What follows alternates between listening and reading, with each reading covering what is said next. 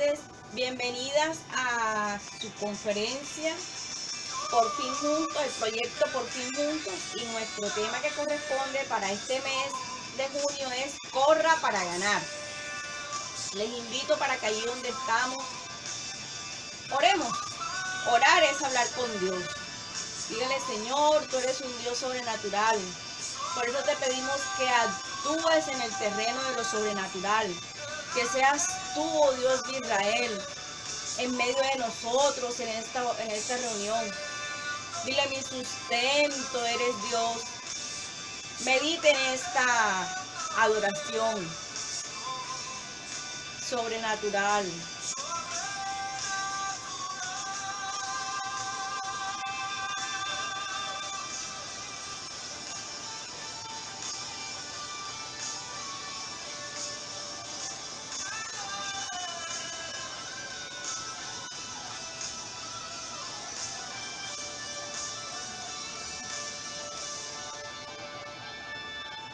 Sobrenatural, eres Dios sin igual,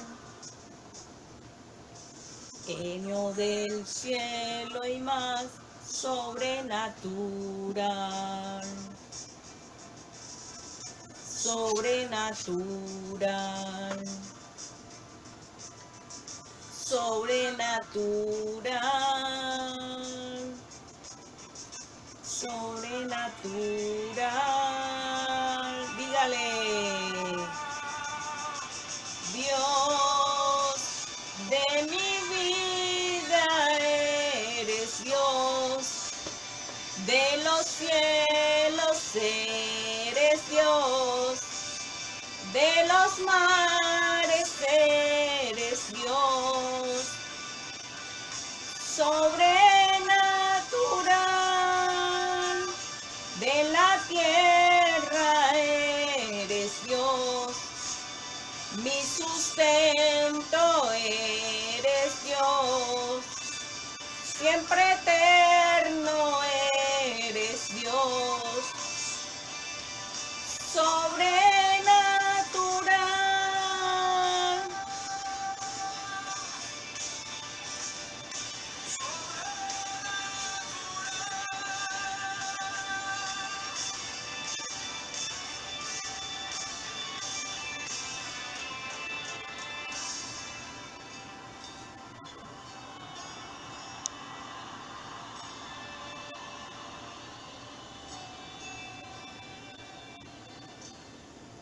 Dígale, Señor, gracias. Gracias porque tú eres el Dios de mi vida. Eres Dios de los cielos, eres Dios. Los mares, eres Dios. Sobrenatural, de la tierra eres Dios. Mi sustento eres Dios, siempre eterno eres Dios, sobrenatural.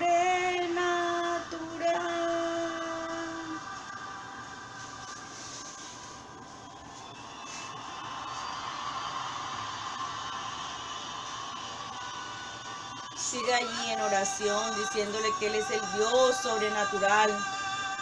Allí en oración, orar. Dígale, Señor, aquí estoy, Señor. Gracias por haberme traído a esta conferencia, Señor.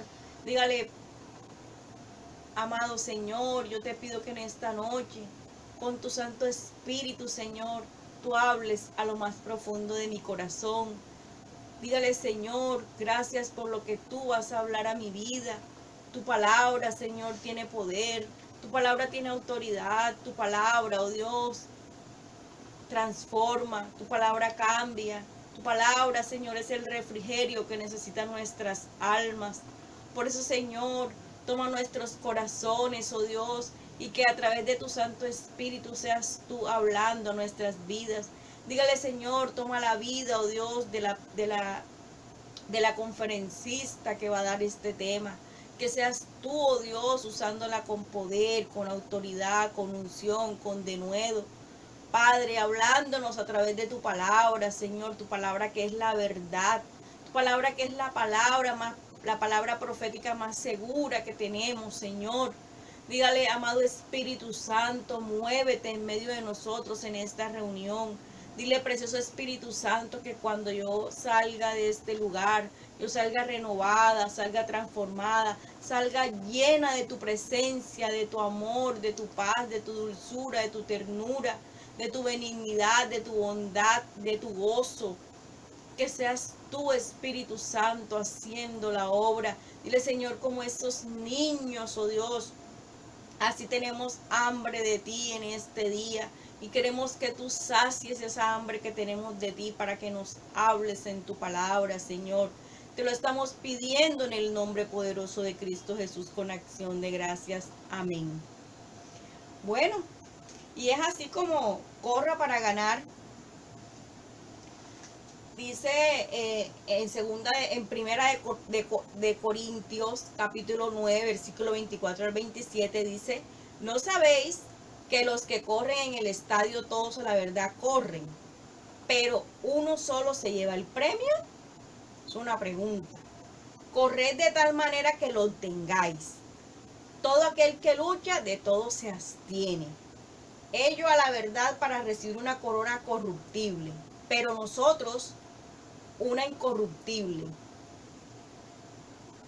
Así que yo de esta manera corro, no como a la aventura.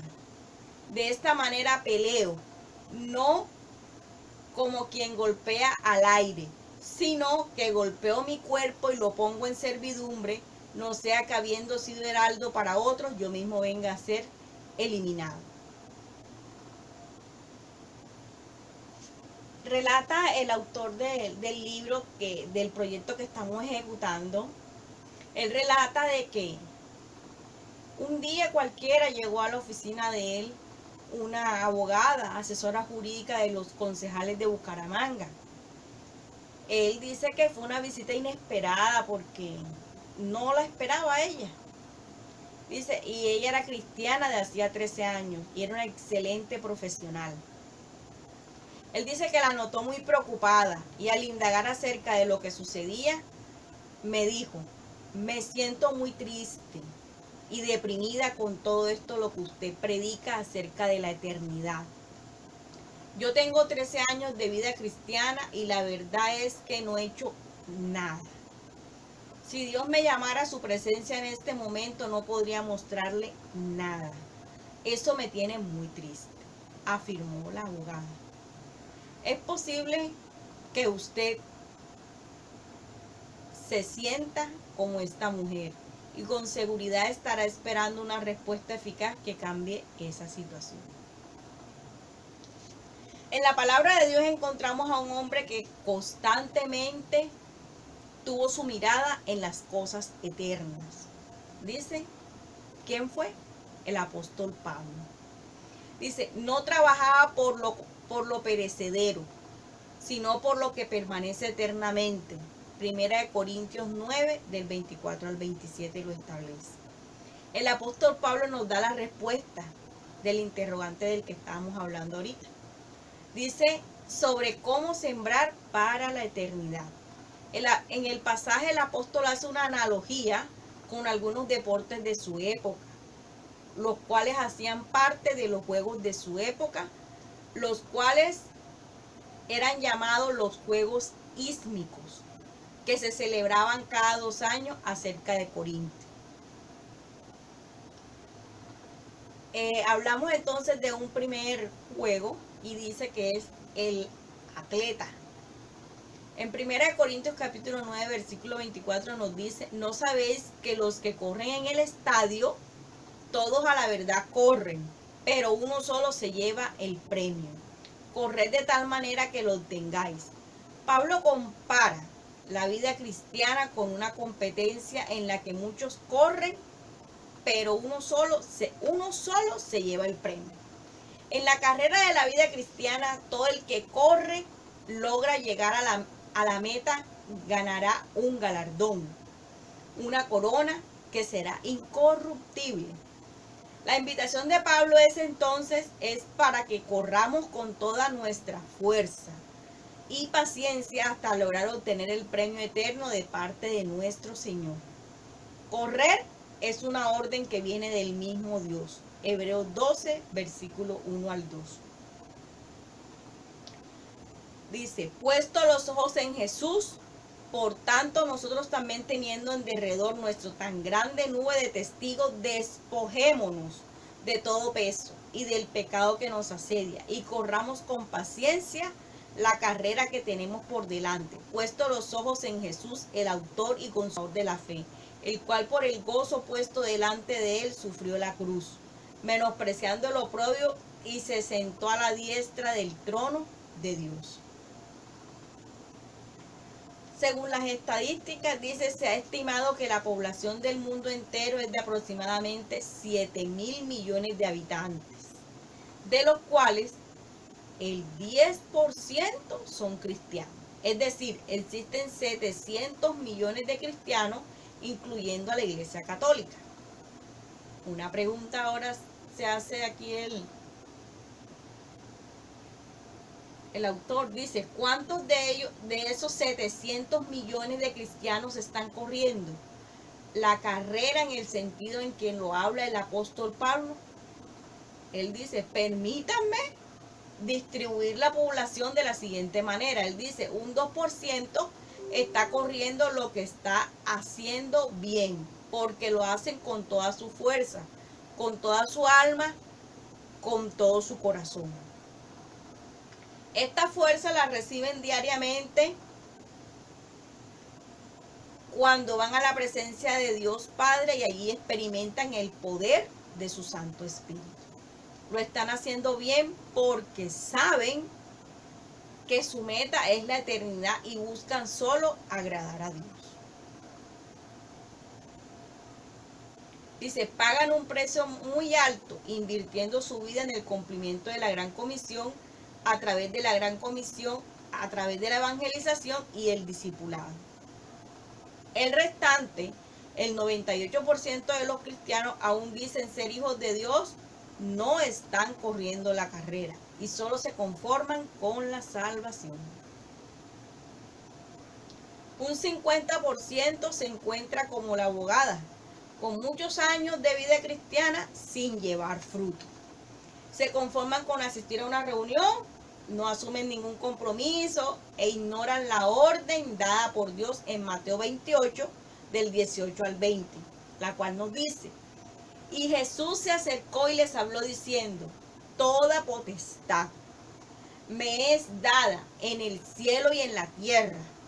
Por tanto, id y haced discípulos a todas las naciones, bautizándolos en el nombre del Padre y del Hijo y del Espíritu Santo, enseñándoles que guarden todas las cosas que os he mandado. Y aquí yo estoy con vosotros hasta el fin del mundo. Amén. El 30% dice están en la grilla de partida. ¿Cómo así? O sea, solamente después de muchos años, algunos empiezan a entender el llamado de hace tanto tiempo le hizo el Señor Jesucristo para que invirtamos nuestras vidas en la eternidad. Esfuerzo, dedicación, entrega, disciplina. El 18% dice, corre pero sin visión. O sea, no saben ni para dónde van. Se han inscrito en la carrera por juego, por moda, corren sin entrenamiento, sin formación alguna, por lo cual fácilmente pierden la visión y se quedan rezagados. Olvidan que para poder llegar a la meta y hacer una excelente carrera necesitan de un buen entrenamiento. O sabiendo que lo necesitan, se niegan a aceptarlo. Dicen no necesitar un entrenador, no están dispuestos a ser discipulados y a negarse a sí mismos. Esto los debilita espiritualmente. Por eso andan de iglesia en iglesia, buscando qué más les conviene y resulta ser presa fácil de los engañadores. el entrenamiento es necesario. En una entrevista que le hicieron a una patinadora profesional santanderiana, le hacen una pregunta sobre cómo era su vida. Y ella respondió: desde los 8 años comencé a entrenar muy duro, porque mi objetivo de niña era ser campeona mundial de patinaje. Crecí entrenando todas las mañanas en los gimnasios y en las tardes en los patidrónomos. Yo no supe qué era tener amigos ni fiestas. Muchas veces tuve que separarme de mis padres para ir a otros países. Trabajé duro, luché y me esforcé. Mis patrocinadores y mis padres invirtieron grandes cantidades de dinero y todo ello quedó recompensado al llegar a quedar campeona mundial de patinaje. Entregó su vida para recibir una corona corruptible. Esto fue aproximadamente hace 6 años. Hoy es una mujer casada, tiene un hijo y piensa ser entrenadora. ¿Quién se acuerda de esa fecha de esta niña, a esta fecha de esa niña? ¿Quién se acuerda? Pienso que muy pocos, dice él. Pues esto ocurre cuando se trabaja por las cosas que perecen, tanto esfuerzo y al final ¿de qué sirve?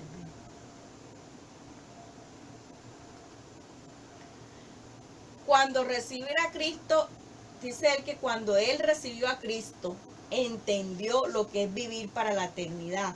Su vida cambió radicalmente y se ha esforzado por no ser mediocre en las cosas de Dios. Y ha invertido su tiempo en estudiar la palabra de Dios. Se ha preparado y lo sigue haciendo porque quiere correr la carrera hasta llegar a la meta, de la que habla el apóstol Pablo. Anhela los galardones de Dios y por eso se esfuerza. Dice que dedica su vida a entender el reino de Dios aquí en la tierra. Otro aspecto importante en el entrenamiento es tener claramente establecida la meta. 1 Corintios capítulo 9, versículo 26 nos dice: así que yo de esta manera corro, no como a la aventura. De esta manera peleo, no como quien golpea al aire. ¿Cuánta necesidad tenemos de conocer y entender los sueños de Dios para nuestra vida? El segundo deporte al que él se refiere es al bolseo. Entonces nos habla del bolseador. Ya hablamos del atleta, ahora estamos hablando del bolseador. Dice, el bolseo. En este deporte los golpes al aire son fatales, pues terminan ofreciendo gran ventaja al adversario y gran desgaste para el que los da. En una entrevista a un bolseador de nuestro país, Happy Lora, creo que muchos lo conocen, dice, cuando le preguntaron en qué consistía su entrenamiento, él respondió: nosotros los bolseadores nos preparamos para recibir golpes. Eso es lo primero que hacemos. Si no nos preparamos para ello es porque nos hemos equivocado de deporte. Pero hay algo que no podemos permitir y es el golpe al aire, porque es ese el que nos lleva a perder. Cuando erramos el golpe nos quedamos sin aire. Esa fue la razón por la cual yo perdí el título mundial, porque no di en el blanco. ¿Cómo le parece? En ese sentido, Pablo no derrochaba energía dando golpes al aire, como le ocurre a muchos cristianos, dando golpes al aire. Desperdician su tiempo y sus energías en cosas de este mundo y viven para frivolidades. La escritura nos dice en 1 Corintios capítulo 9, versículo 27, si no golpeo mi cuerpo y lo pongo en servidumbre, no sea que habiendo sido heraldo para otros, yo mismo venga a ser eliminado. Por eso, con poder del Espíritu Santo, Pablo tenía dominio propio sobre su carne y no se dejaba llevar por los sentimientos, pues sabía muy bien que si en algún momento estos lo dominaban, podía terminar perdiendo la carrera y quedar descalificado. No que perdiera la salvación, sino el premio, la corona incorruptible que él anhelaba recibir en la eternidad. Expresión golpeo mi cuerpo significa dejar que el Espíritu Santo controle nuestras vidas, y en esto se logra estando en su presencia cada día. Es muy doloroso ver tantos que, habiendo sido heraldos, han quedado postrados en el camino, porque a diferencia de Pablo no sometieron su carne ni sus sentimientos al señorío de Cristo. Algunos han fracasado, otros están fatigados sin ganas de seguir adelante. Él dice, personalmente yo vivo muy agradecido con ellos por todo lo que me han enseñado. El ver hoy me ayuda a entender que debo diligentemente guardar mi vida para no perder el impulso o fracasar en el camino a la eternidad. Dice que necesitamos de un manager, sí, necesitamos de un manager. Dice que él le agradece a cierta persona, ¿verdad? Que ya está fallecida, dice, porque fue su padre en la fe, fue esa persona que fue el molde y el ejemplo para su vida. Dice, y paradójicamente para muchos cristianos dicen no necesitar de un líder que les forme, y esta es una de las razones por las cuales pierden la única carrera de su vida, siendo que derrotados sin que se cumpla en ellos el propósito de Dios. Los obreros de su viña. Dice, no necesariamente el tener muchos años en la vida cristiana garantiza que estemos corriendo la carrera como Dios quiere. Las coronas con las que Dios nos recompensará en la eternidad no están relacionadas con la antigüedad en la vida cristiana, sino con la fidelidad, la dedicación y el compromiso en la realización de la obra que el Señor nos encomendó. Ir y hacer discípulos a todas las naciones, porque el reino de los cielos es semejante a quien, dice, a un hombre, padre de familia, que salió por la mañana a contratar obreros para su viña, dice Mateo capítulo 20, versículo 1. El Señor es el dueño de la finca, digámoslo así. El Señor es el dueño de la finca y nosotros somos sus obreros. Jesús es el padre de familia que sale a contratar a la gente para que trabaje para su viña.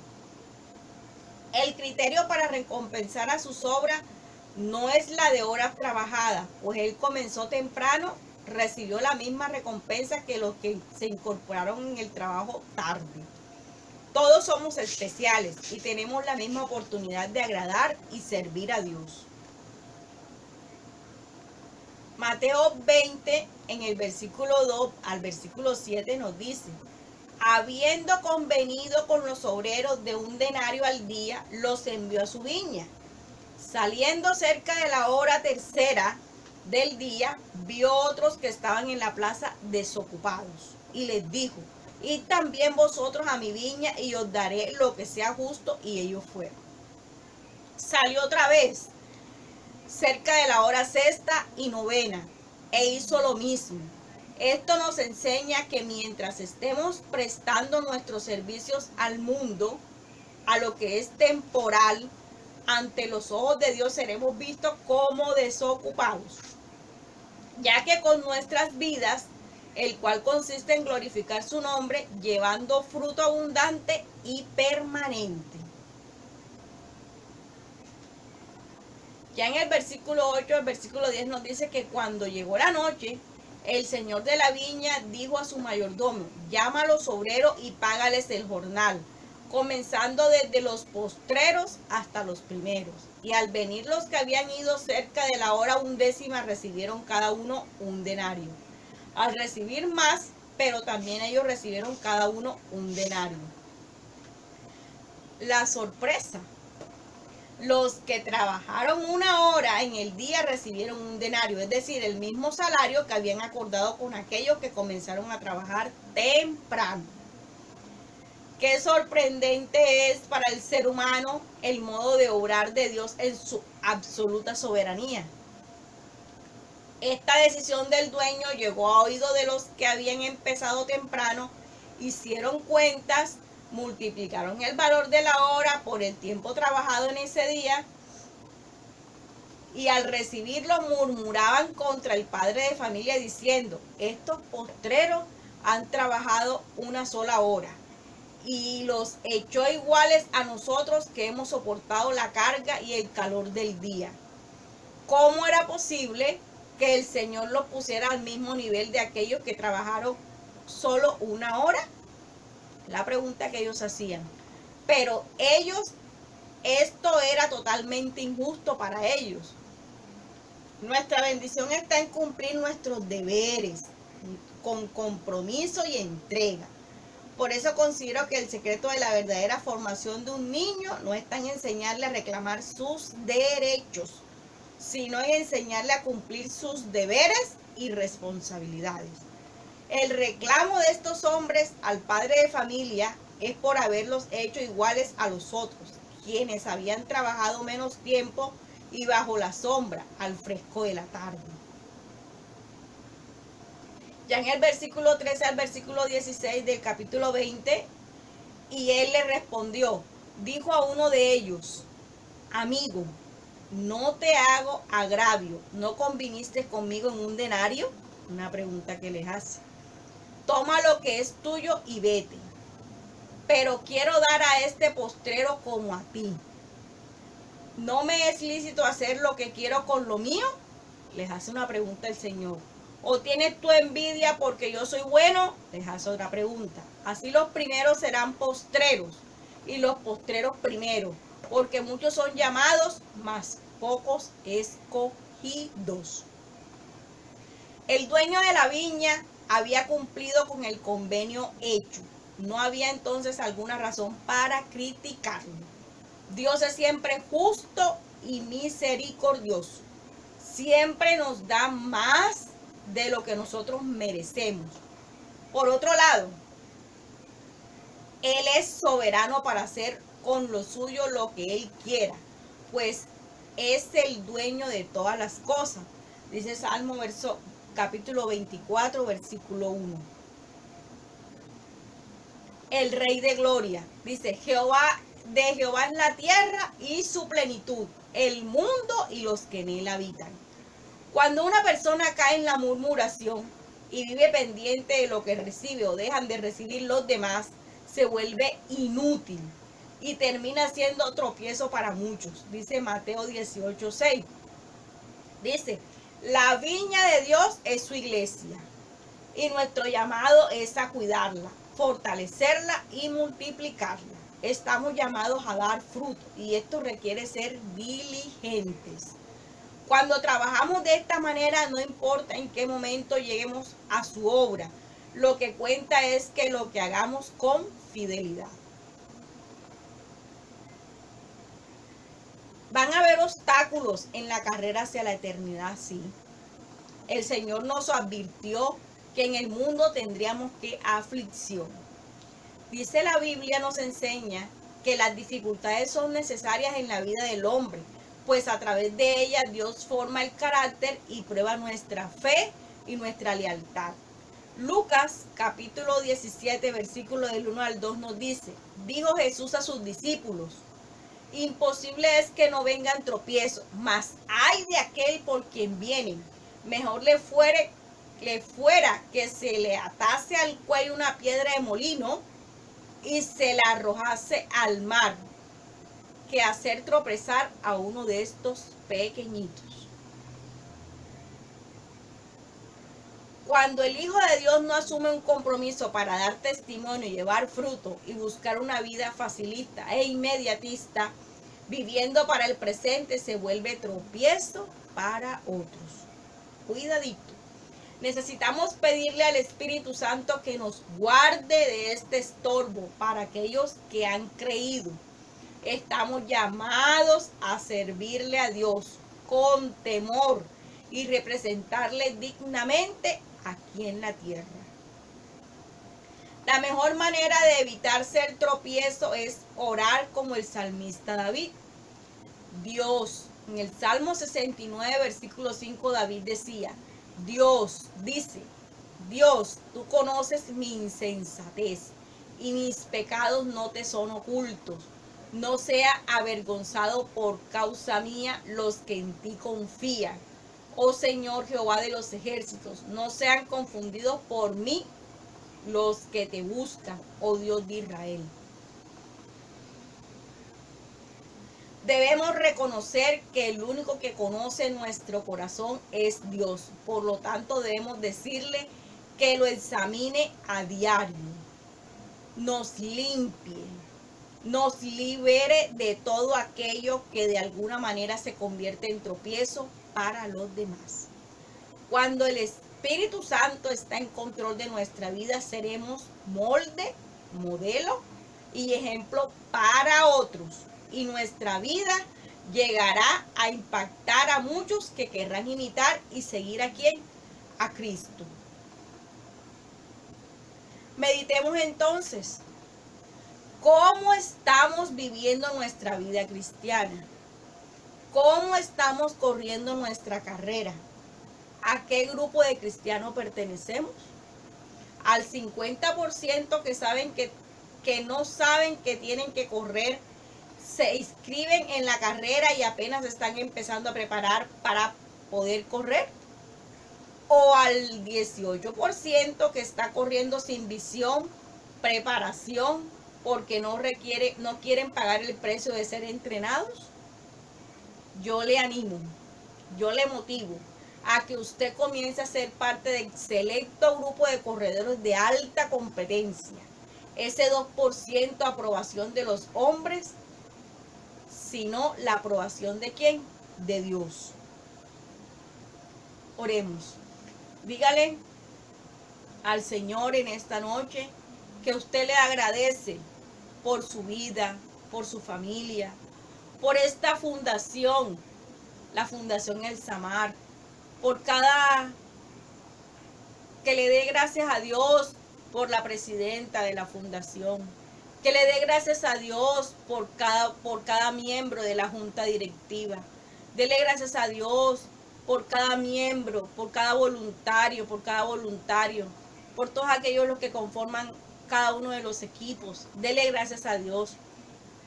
Dele gracias a Dios porque Él está extendiendo cada día esta fundación. Dele gracias a Dios por este proyecto que estamos ejecutando en este año de Por Fin Juntos. Dele gracias a Dios. Dele gracias a Dios por su vida y pídale a Dios, dígale: Señor, yo te pido que en el nombre poderoso de Cristo Jesús tú me permitas seguir siendo de ese selecto grupo de corredores de alta competencia, Padre, que no requiere de la aprobación de los hombres, sino de la aprobación tuya, oh Dios. Que seamos esos atletas, Señor, que tú nos estás llamando a ser. Que seamos esos boxeadores, Señor, que no demos golpes al aire, sino que apuntemos, Señor, a la evangelización, al discipulado, Padre. Que ganemos almas, Señor, para Cristo. Que tú añadas, oh Dios, a esta fundación aquellos que han de ser salvos, Padre. Hay mucha gente que te necesita. Órele a Dios por aquel miembro de su familia que usted sabe que no le conoce. Y dele gracias porque si en el mes pasado algún miembro de su familia recibió a Cristo, dígale: Señor, gracias por esas personitas que te recibieron el mes pasado. Ahora te pedimos que en este mes, Señor, sean otros, Padre, que también sean ganados para ti, Señor. Padrecito, ten misericordia, pídele a Dios que tenga misericordia de usted, que tenga misericordia de su familia, que Él mantenga los cielos abiertos y extendida su misericordia a nuestras vidas. Dile: Señor, no queremos ser esos cristianos mediocres de los que tú hablas. No queremos ser como esa abogada, Señor, que no tenía fruto. Permítenos cada día, Señor, llevar fruto abundante y fruto que permanezca, Señor. Padrecito amado, guárdanos, Señor, de que no seamos como esos trabajadores, Padre, que murmuraron. Guárdanos de ello, Espíritu Santo, guárdanos de la murmuración. Guárdanos, Espíritu Santo. Padre, te pedimos que en el nombre poderoso de Cristo Jesús, Señor, tú sigas, Señor, en medio de nosotros, Padrecito amado. Guarda, Señor, nuestra entrada y nuestra salida. Protégenos, Señor. Glorifícate grandemente en nuestras vidas, Padrecito amado. Te lo estamos pidiendo en el nombre poderoso de Cristo Jesús. Bendícenos ahora con la triple bendición del Padre, del Hijo y del Espíritu Santo. Señor, yo bendigo a estas tus hijas, Señor, en el nombre del Padre. Las bendigo en el nombre del Padre, en el nombre del Hijo y en el nombre del Espíritu Santo. Amén.